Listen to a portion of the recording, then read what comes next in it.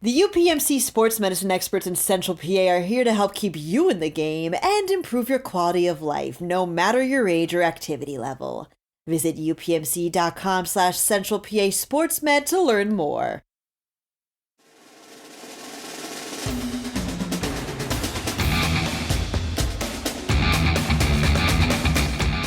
Welcome, everyone, to another edition of the Pennsylvania High School Football Report. I'm Brian Linder. I'm here with Dan Sostek and Eric Epler. Dan, let them hear your voice. Hola. And Ep. How's everybody doing this morning? That's your introductions, folks. When you hear our voices, you'll know who's speaking. Guys, big day. We're recording this on signing day. Most of the guys now around Pennsylvania and in the Mid-Penn Conference are signed, sealed, and delivered to the schools they're going to go to. We cover them all. You know, there's some guys that are going to be on Penn Live and in the Harrisburg Patriot News for going to college who aren't necessarily getting athletic scholarships, but they're getting opportunities, and we think that's big too. Anytime a kid gets the opportunity and goes to college, but big day around the state and kind of brings and puts a bow on everything. The football season that was and the seniors we had, guys. Locally, I guess we can start there. Mid-Penn. As we record this, wrapping up the day, what's jumping off the page? You guys know we talked about this a little bit before, but anything new, anything jumping off the page, you guys here? Well, Sir Kane Venable to Howard was kind of a big one. I think Howard's probably one of the bigger programs, I'd say, that we got locally to sign a kid in the later signing period. And he's a good player. Obviously, Kevin Brown gets a lot of the headlines on that offensive line, and rightfully so. But I thought Sir Kane really took a leap, a step forward this year. He got his conditioning in order, and it was a really big part of that Cougar team. And Howard's a good spot for him. That's I believe that is that it's either FCS or Division II, but They were FCS. They used to play in the MEAC. I believe they are now. They maybe went to the Big South or Southern, one of those conferences. Now I don't know. They may have gotten out of the MEAC. I used to cover a lot of MEAC football, but Howard used to be in there. yeah. For people who don't know, Sir Kane that's the Harrisburg Cougar offensive lineman, 6'5", 285. They've had a really good offensive line his entirety of his career there, and he's been a kind of an under. Yep, I see you shaking your head. Yeah, he's been kind of like an undervalued guy. You know, you don't hear his name a lot, but he's a good football player. Well, it's interesting because I was always impressed how Venable sort of just went about his business. Like he's sort of a quiet assassin in that way. Kevin Brown's a very excitable player, very boisterous. Obviously brings a lot of thunder around that edge, defensively too. But Sir Kane Venable's been a guy that's really been a blue collar worker for Harrisburg and really an important part of that offensive scheme for them. And you're right, he's been doing it for a while too. But I always impressed on how he just sort of was very businesslike during games and even afterwards. Big wins. He's never really gets too high, too low. He just goes out and does his job. And those are guys you really sort of hang your hat on in the offensive scheme. So yeah, it's a great spot for him, Dan. Howard, the FCS ranks. So I'm looking forward to see how he works out at the college level. He'll be a good one. Yep. And then Marcus Quaker too is another one that stuck out just because, I tweeted this, but there haven't been many, more fun players in the couple of years I've been at Penn Live to cover than Marcus. I mean, he's not the biggest quarterback. Doesn't have that Josh Allen arm or what. He's got a decent arm, but he was just one of the more exciting players to watch. When he got on that edge, it was a 20-yard, felt like a 20-yard gain every play. I know we're listing him as an athlete on our official list of signees, and I think that's probably right because he's heading to Mansfield. But he's just one of those kids that I think is like a naturally born type A leader, and he'll find a way to contribute at that level. And I'm excited to see what he does because I think he's going to be an impact guy there at Mansfield. Well, Mansfield, I think, plays sprint football. I may be wrong, but I think they do. And he would be he could be a menace in sprint football if that's the case. Yeah, because he's so quick and he'd be like a Vic in sprint football. Yeah, that's a good call. Yep, you got anything from I guess here in Central Pennsylvania? We'll branch out here in a moment, folks. But Central Pennsylvania, Mid Penn, anything stick out to you? Well, just a couple of the late guys, obviously. Within hours of signing day, we had guys like Eugene Green, the Steel High defensive end. Lock up his pick to Lock Haven. Aubrey Carter was another guy. I think is gonna be a really superb defensive lineman there. Susquehanna Township kid. Wind up at Stony Brook. Dan mentioned Marcus Quaker coming in the final hours, making his pick to Mansfield. Guys like that, and also the linebacker at Harrisburg, Raytel Bryant, picking up a commitment and then signing with East Stroudsburg, I think is another real good one.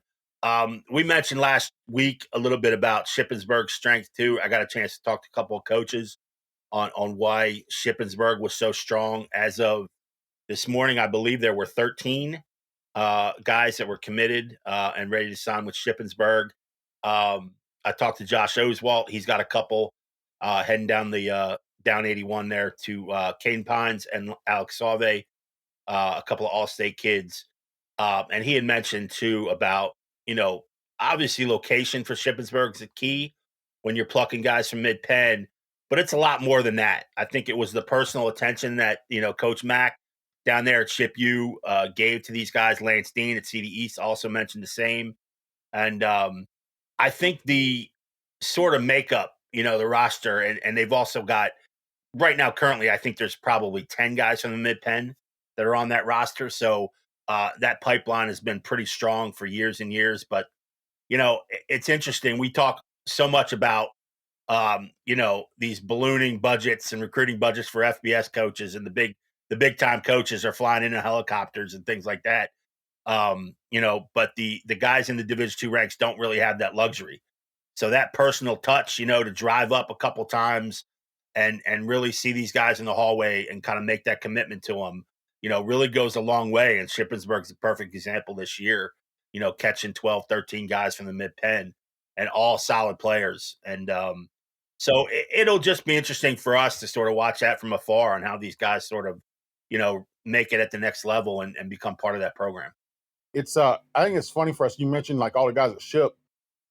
It's almost like we got factioned up, with the Mid-Penn guys in the PSAC because Lock Haven's getting Eugene Green, Jayon Perry, who I think is probably a better player than maybe that level. No knock against Lock Haven. Good get for them. Darrell Caesar may fall into that category too. They're getting them from Steel High. Then you go to East Stroudsburg, Raytel Bryant, they got him, and he will play. He's going to play in the secondary someday. He moved into the linebacker. He was an undersized linebacker for them this year. Just shows how tough he was. Yep. But the year before, he was a pretty darn good corner. He's going to play in the secondary for them. But the interesting one is they flipped at the last minute Ryan Epps over to East Stroudsburg, and all of a sudden you got like the East Stroudsburg Cougars out there because Amir Jones, who was a big 33 players over there. Earl Reynolds. Earl Reynolds is there as a defensive end. Justin Cook is one of their more explosive players.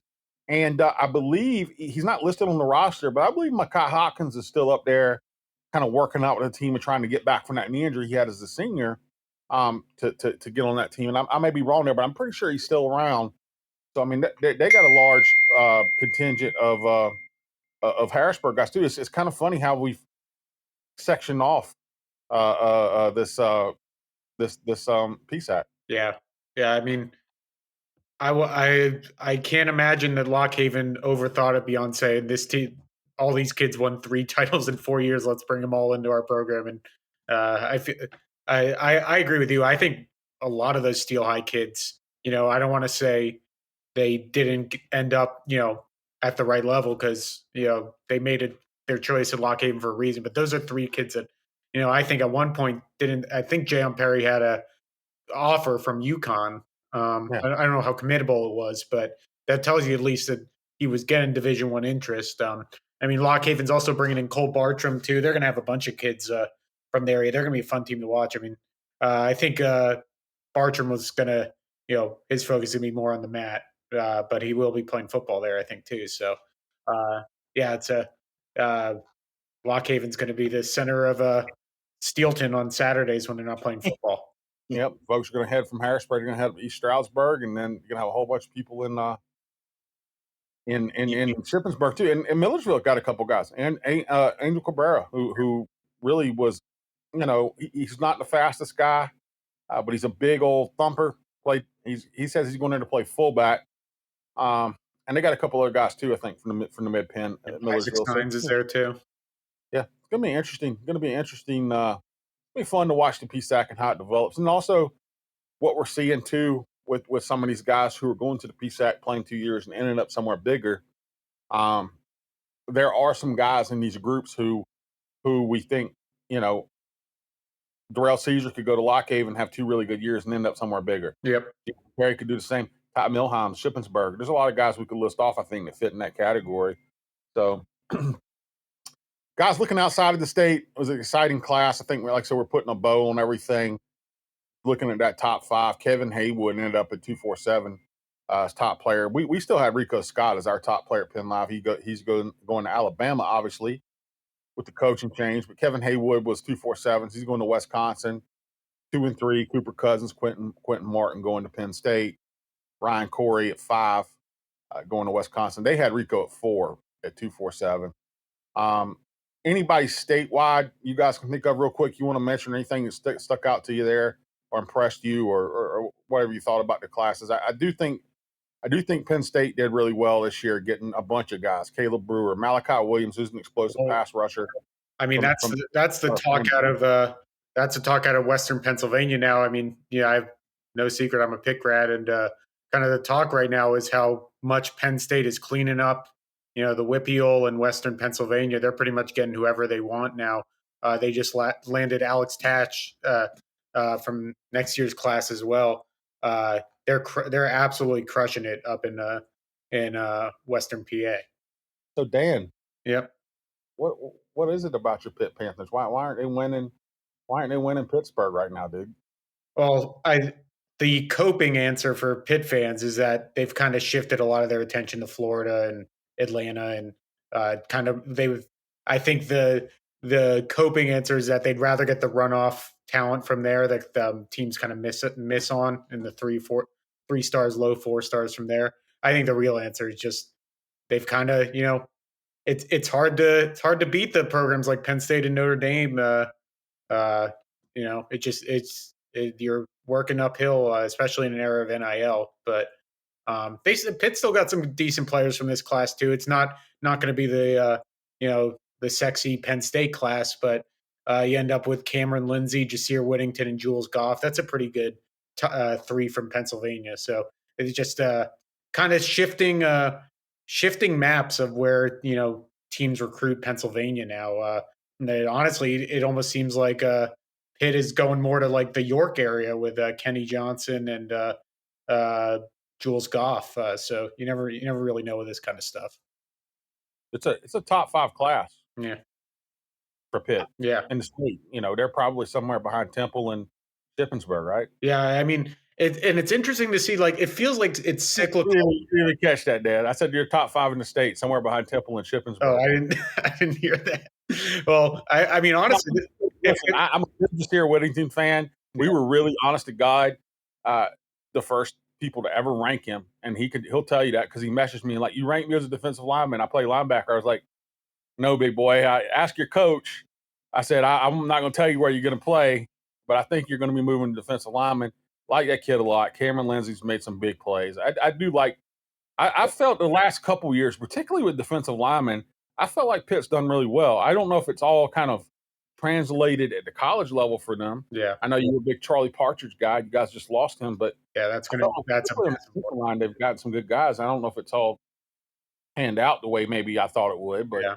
But the other thing interesting looking at 24/7 too is I feel like Notre Dame typically does a lot better in Pennsylvania than I think they've only got one player from PA this year. That's Peter Jones from Malvern Prep. Now I feel like Notre Dame usually goes for a bit more PA. I don't know if you guys think it was a down year or I think Wisconsin is the new Notre Dame in Pennsylvania. They got Kevin Haywood and they got Ryan Corey, and I think both of those guys are freaking. And honestly, a lot of the PA guys that go to Notre Dame, kind of the higher profile ones recently, like Michael Carmody and Phil Dracovic haven't really panned out. So maybe they're shifting to Wisconsin. I mean, I'm with you. I know Kevin Haywood's the top name there, but everything I've seen and heard about Ryan Corey screams stud offensive lineman at the next level. Kevin Haywood's upside is incredible when you watch him. I've called him like the Andre the Giant of Pennsylvania high school football because he's just like so much bigger than people. And you guys saw the Under Armour, I think, well, not Under Armour, the All American game footage where he was just ragdolling kids. But when you watch Ryan Corey's film, I know you've seen some of that kid. He's a road. I mean, it's a tip. This is a cliche. He's a road grader. He does everything well. Pine Richland has, since I've gotten to Pennsylvania, produced. It seems like every year they'll have 1 to 2 really elite linemen, and then they'll have like 2 or 3 guys who are like 6'1", 270, who are just dogs and end up like in the PSAC or somewhere else. They do a really good job at offensive line, and that guy is really good. Yeah, Corey's been an exceptional guy, really. A couple of things as far as linemen go. You guys mentioned Haywood, obviously, and Corey both going to Wisconsin. I think there's some. It's really interesting too when when you see an unbelievable recruit like Nolan Rucci, enter the portal from Wisconsin and now wind up at Penn State, and here we have 2 of our best linemen heading out to Wisconsin now in this recruiting class. So I think that's an interesting sort of comparison on how good these guys are. And number 2 is I don't know how you're going to keep Cooper Cousins off the field in 2024. I mean, if you want to talk about just pure freaks and athletes and drive and strength, I mean, this guy to me he's one of the best I've seen in my time as far as just all the things you want in a lineman. That kid's got impressive, and I know Penn State's got their two tackles back. Obviously, Javen Williams is pining for time, going to come up here in 2024. So maybe he's that third lineman. And Cooper Cousins, obviously, he's probably a guy you can play at all 5 positions, but I'm interested to see how I don't see that guy not playing in 2024. I'll tell you that right now. He went out to one of the All-Star. I'm glad you brought him up, Epler. He was in one of these All-American games, and I get them mixed up. I can't tell you right off the top of my head, but just like a week or 2 ago, it feels like, in January, I think it might have been the one in San Antonio, the All-American game. Anyway, he went out there ranked by one recruiting service. I think it might have been on 3. Again, not sure. I know this happened. He was ranked like 147, in his class, and he came back like 56 because he went out there and really dominated and had a good week. And doesn't the name Cooper Cousins just sound like a 10-year NFL offensive guard? Yes. Like it's like a perfect like you have the alliterative name. Cooper's a good offensive lineman. It just sounds like a name that you're going to be hearing for a long time. So what is it called? Like nominative destiny or something like that, where your name kind of already wraps things up. But he's 6'6", 323 as a high school kid doesn't grow on trees. The UPMC sports medicine experts in Central PA are here to help keep you in the game and improve your quality of life, no matter your age or activity level. Visit upmc.com/Central PA SportsMed to learn more. And again, some of these guys signed in December, but I'll tell you, just looking at the list of this class, now that this is sort of makes it all official, guys that I'm just excited to see who maybe aren't the highest on the list. I think we all probably are just interested, and we'll be looking the next year, 2 or 3, see what Samaj Jones does at Cincinnati. You compared him to Jalen Hurts, the St. Joe's quarterback, Samaj Jones. We compared him to Jalen Hurts. I'm excited to see what he does in Indiana. At Cincinnati. My brain's melting down, guys. Again, I haven't had caffeine today, but I'm getting it in. And Dan, I'm excited to see what your guy Joel's Golf does. Yeah. I think he's excited. I think he's a talent. I think he's going to see the field right away. I think Pitt's moving to like a really high tempo offense too. So I think that'll be an interesting fit for him. I think he's explosive with the ball. What he did to Central Dauphin, that opening game, I've never seen Coach Glenn McNamee so upset because I think they spent a whole offseason getting ready for that game, and he ran for 300 yards and 6 touchdowns. So, yeah, I can't imagine. Is he the number 2 ranked running back in this state if you count Quentin Martin as a running back? I believe. It's something like that. I don't know where Quentin Martin. I watched his film. I think he's an explosive guy, but his body, his build is what 6'3", probably 210. He could be a running back. He could be a linebacker. Well, what he told me is he said he's not even sure if he's done growing yet, and if he grows another inch or two, he might be a tight end or a linebacker. You never He might really. be an offensive end when this is all said and done. Yeah. I mean, if he grows another inch or two, he could easily be 6'4", 6'5", and 225, 230 in a couple years. Yeah, I mean, it's a definitely. I'm still really interested in Rico. I mean, I know we're kind of sometimes you miss the forest for the trees talking about this because we cover him so much, but especially in that new offense with Kalen DeBoer. I always feel weird saying that name. I mean, we just saw what that guy did with those 3 wide receivers Washington had. He's going to get all 3 of those guys drafted.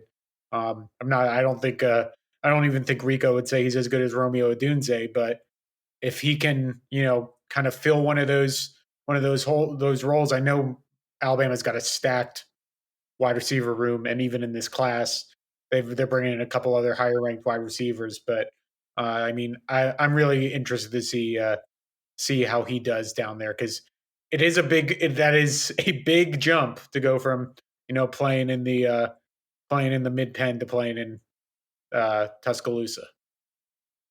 Eric, I'm gonna keep picking this Dan's pit brain a little bit here, but another really, really interesting guy in this class, and we were going to talk about guys in 2025, but I think we'll hold that for the next podcast just because we're already 21 minutes deep. And contractually, guys, we're only obligated to give you guys 30 minutes, just so you know.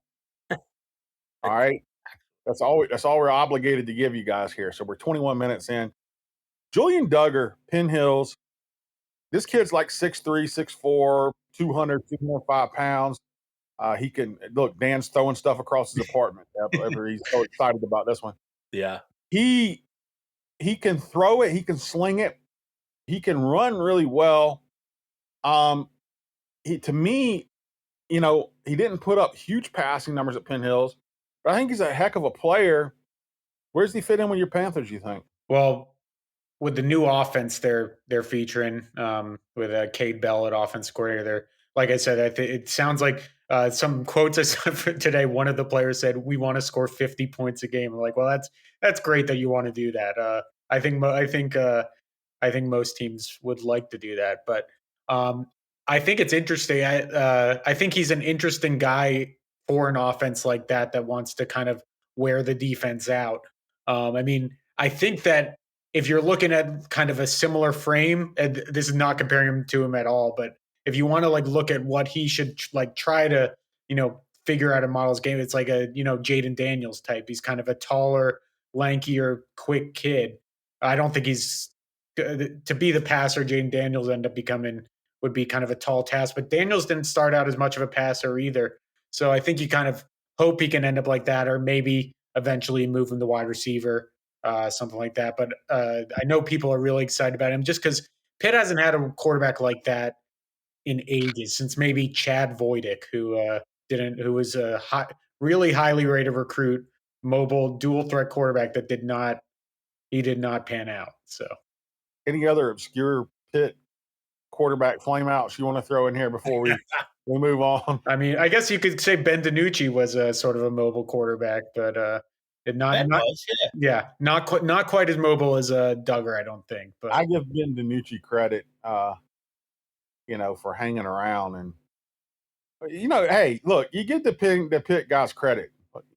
Look, Nathan Peterman's still in the NFL. Yeah, how is it even possible? He's a good dude. He's a good. He's really good at. He's really good at carrying the clipboard, I guess. Well, I tell you, he never throws an incompletion because he just always throws it to the other team every time I turn it on. So maybe that. Hey, I thought that was bad, but I guess that's why they keep him around.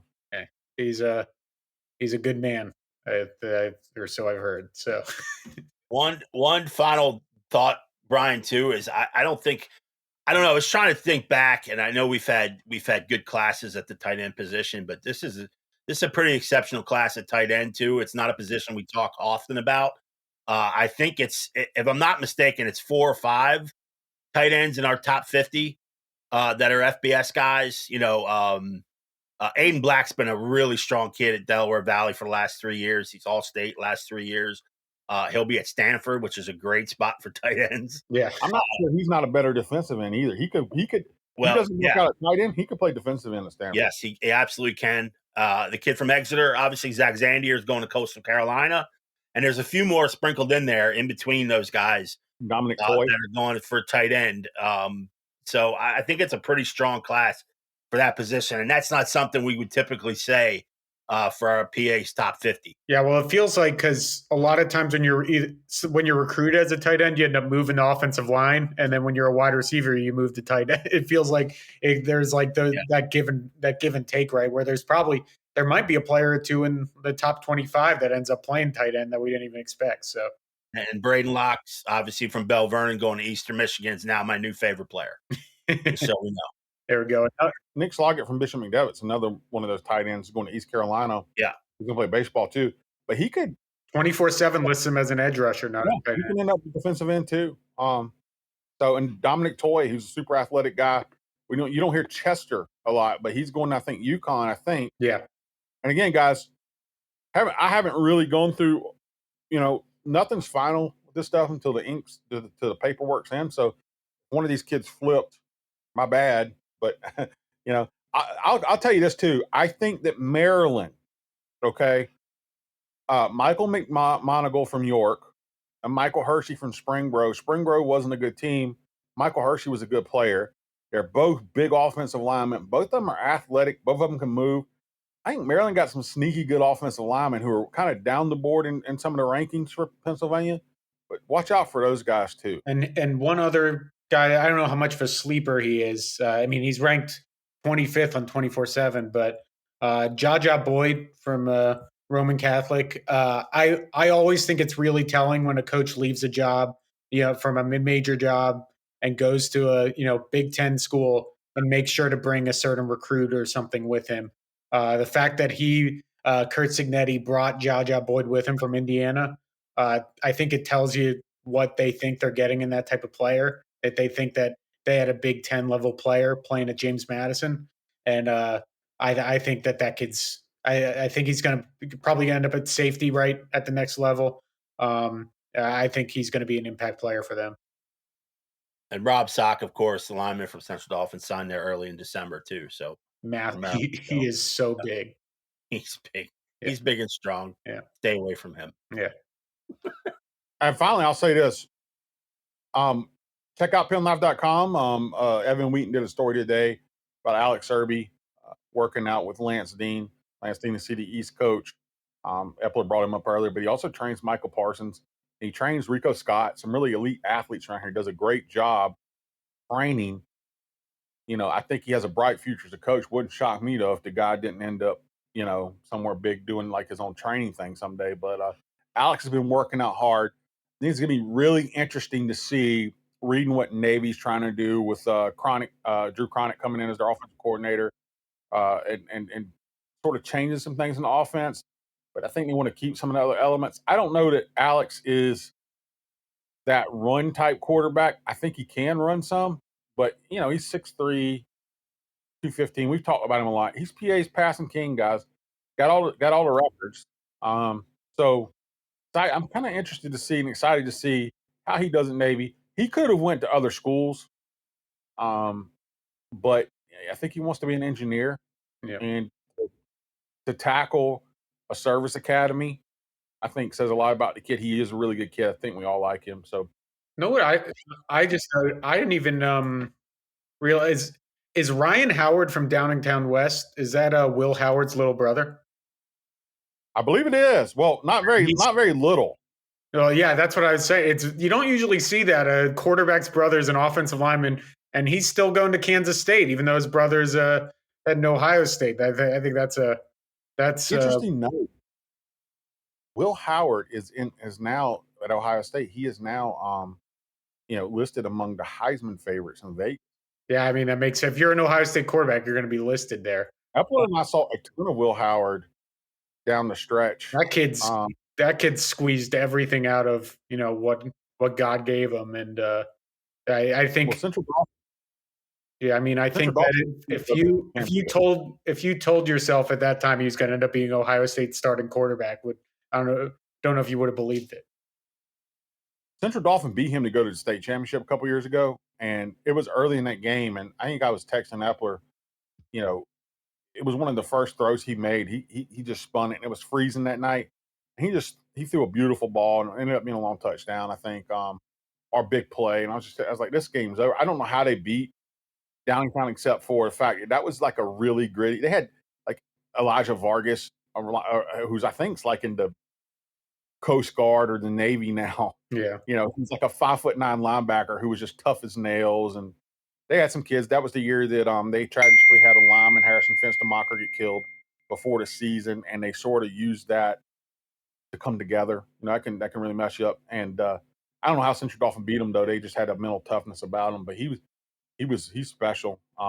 He's had a pretty good college career. It's gonna be interesting how he does in Ohio State. So. And one other guy I wanted to shout out before we're done is I think that he might be getting a little overlooked because I don't know if it's numbers or what, or I think David Washington's a really good wide receiver. I think excellent route. Yeah, I think he's ranked on. I just have 24/7 up. I should have our rankings up.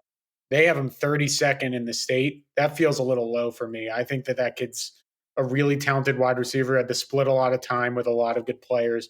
I mean, you look back at past recruiting rankings, Marvin Harrison Jr. wasn't even ranked that high, and it's probably has something to do with, once you're at a program like St. Joe's Prep, it's hard to really stand out as much, but I think that kid's really good.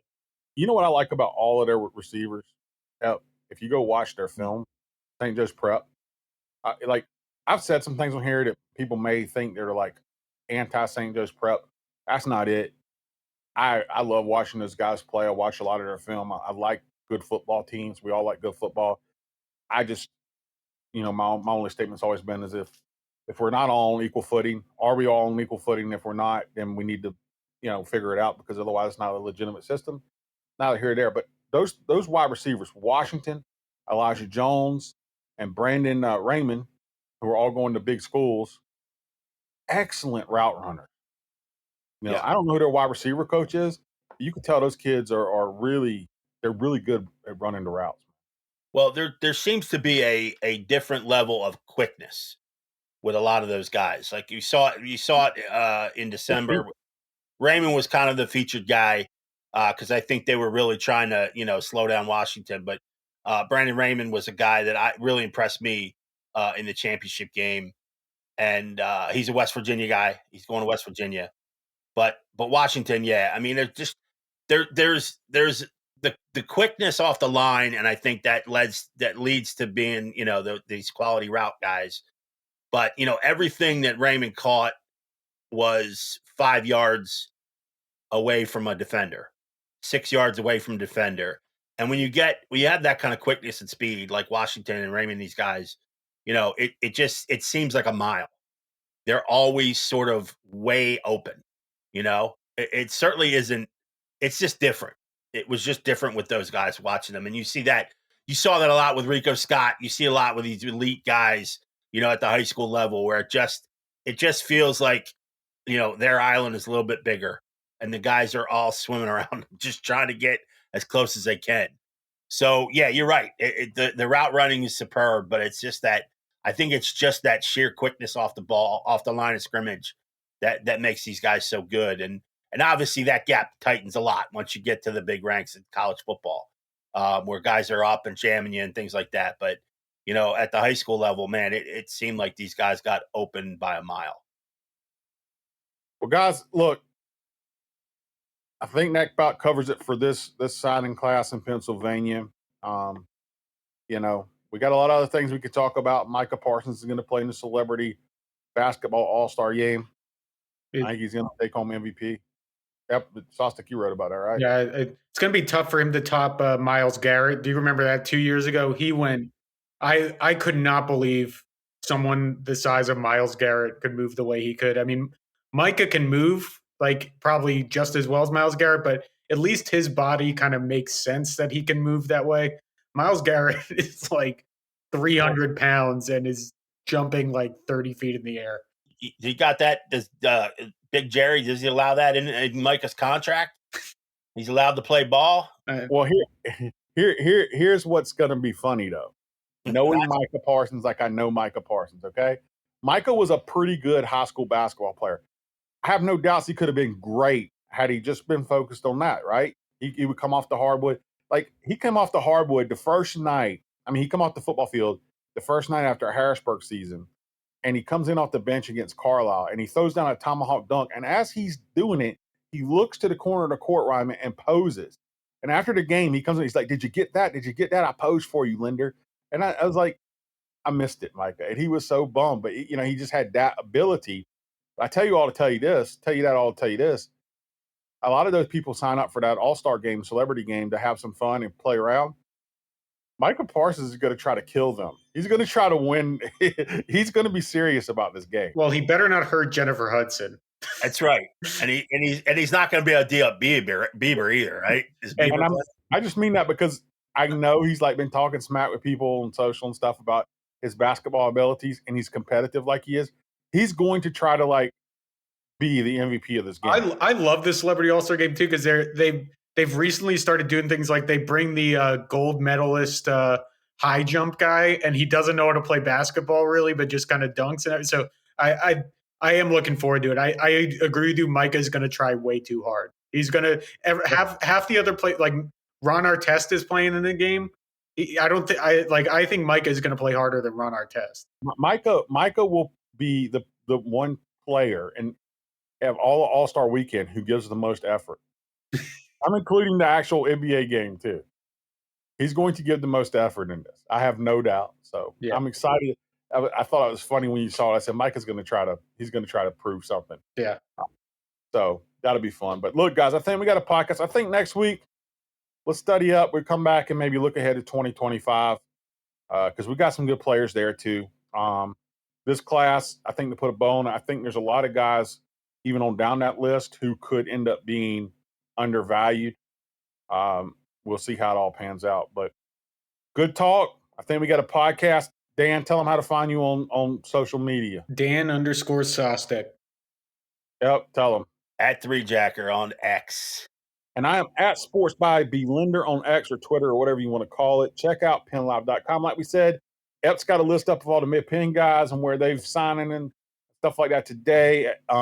Evan Wheaton's got a good story up on Andrew Irby. Ep's got another story up on Shippensburg, how they landed all these guys. And we got a bunch of basketball and postseason stuff coming up too. Guys, until next time, see you later.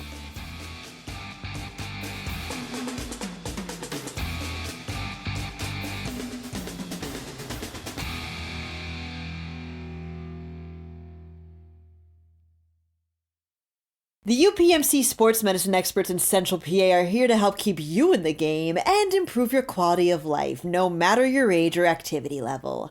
Visit upmc.com/Central PA SportsMed to learn more.